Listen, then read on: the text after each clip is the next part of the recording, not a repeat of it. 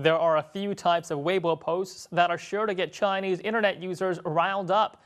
Stories of corruption and abuse of power by members of the government and the leader of Japan visiting the Yasukuni Shrine.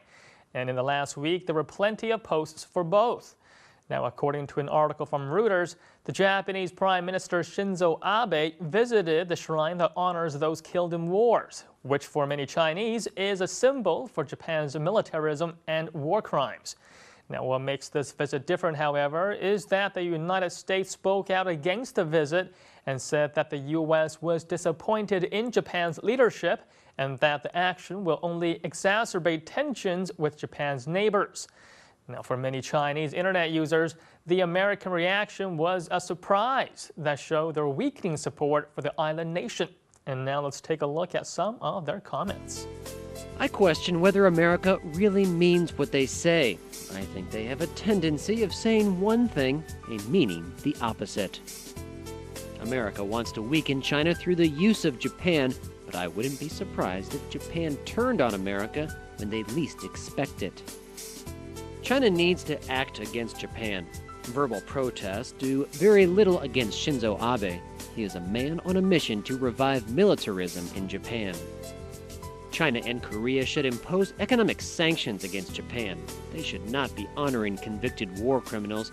You don't see the German Chancellor honoring Nazi war criminals, do you? Abe is only doing what he's doing in order to drum up more publicity for himself and to secure his popularity among the voting public. I would just like to remind everyone that this is the Prime Minister, not some representative of a town. How is this different from Angela Merkel visiting a memorial for German war dead that includes the entire Nazi high command?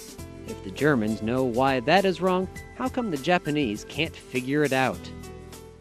The controversy surrounding the Yasukuni Shrine stems from the Shinto belief that the spirits of those who fought for the Japanese emperor are provided a permanent residence within the shrine. Now, even if those who died are convicted war criminals.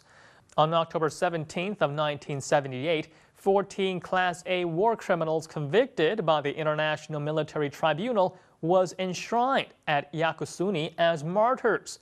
Now, many Chinese internet users have made comparisons to the honoring of Japanese war criminals to neo-Nazi movements that honor Hitler and Nazi war criminals.